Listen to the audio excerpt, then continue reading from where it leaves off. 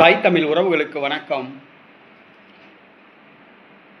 புதிதாக தேர்வு செய்யப்படும் திருத்தந்தை புதிய பெயரை சூட்டிக்கொள்வது ஏன் என்ற தலைப்பில் இந்த காணொளியை நாம் காண்கிறோம்.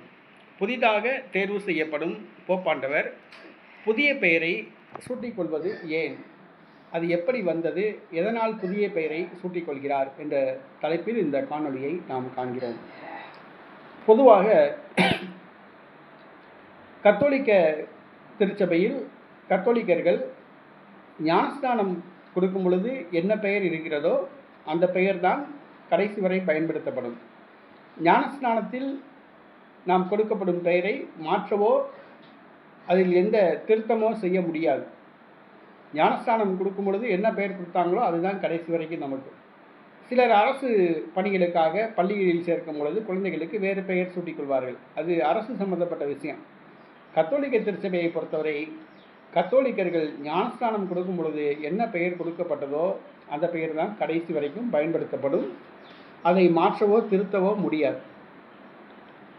ஆனால் கத்தோலிக்க திருச்சபையின் தலைவர் திருத்தந்தை போப்பாண்டவர் அவர்கள் மட்டும் புதிதாக ஒருவர் போப்பாண்டவராக தேர்வு செய்யப்பட்டால் புதிய பெயரை சூட்டிக்கொள்ளும் மரபு ஒன்று உள்ளது.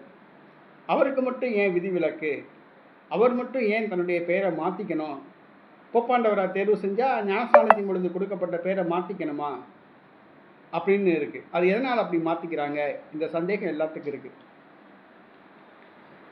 கிபி 6ஆம் நூற்றாண்டில் 56வது போப்பாண்டவராக தேர்வு செய்யப்பட்ட ஒருவர், அவருடைய பெயர் மெர்க்குரியஸ். 56வது திருத்தந்தையாக தேர்வு செய்யப்பட்டவர், அவருடைய பெயர் மெர்க்குரியஸ். மெர்க்குரி என்பது ஒரு மாற்று சமுதாயத்துடைய கடவுளுடைய பெயர். ஆனால் அவருடைய பிறந்த நாட்டில் அவருக்கு பெயர் மெர்க்குரியஸ் என்று ஞானஸ்நானம் கொடுத்துள்ளார்கள். அது உலக அளவில் பார்க்கும் பொழுது வேறு ஒரு மதத்துடைய கடவுளுடைய பெயர் தான் மெர்க்குரியஸ், பேகன் கடவுள் அப்படின்னு சொல்கிறாங்க. இப்போ உதாரணத்துக்கு பார்த்தோம்னா, வேற ஒரு நாட்டை சார்ந்த ஒருத்தர் பேர் முனியாண்டின்னு வச்சுக்கோங்களேன். அவர் நாட்டில் முனியாண்டின்னு ஒரு கடவுள் கிடையாது. ஆனால் இந்தியாவில் தமிழ்நாட்டில் முனியாண்டின்னு ஒரு கடவுள் இருக்குது. அப்போ நமக்கு என்ன, நம்ம போப்பாண்டவர் பேர் முனியாண்டியா அப்படின்னு நமக்கு ஆச்சரியமாக இருக்கும்ல. அந்த மாதிரி அவருடைய பெயர் மெர்க்குரியஸ். ஆனால் மெர்க்குரியஸ்ங்கிறது வேறொரு நாட்டில் அது வேறு ஒரு மதத்தோட கடவுளுடைய பெயர். ஆக கிறிஸ்தவ மதத்தை சார்ந்தவர்கள் வேறு மதத்தோட கடவுளுடைய பெயரை சூட்டிக்கொண்டு அவர் போப்பாண்டவராக இருந்தால் அது நமக்கு கொஞ்சம் தர்ம சங்கடமாக இருக்கும். அப்படிங்கிறனால உடனடியாக அவருக்கு வேறு பெயர் சூட்டிக்கொள்ளுமாறு திருச்சபை அறிவுறுத்தியது. உடனடியாக போப்பாண்டவராக தேர்வு செய்யப்பட்ட அந்த நபர் தன்னுடைய மெர்க்குரியஸ் என்ற பெயருக்கு பதிலாக ஜான் என்ற பெயரை தேர்வு செய்தார். ஏற்கனவே ஜான் ஒருத்தர் போப்பாண்டவராக இருந்தனால 2ஆம் ஜான் என்று பெயரை தேர்வு செய்தார்.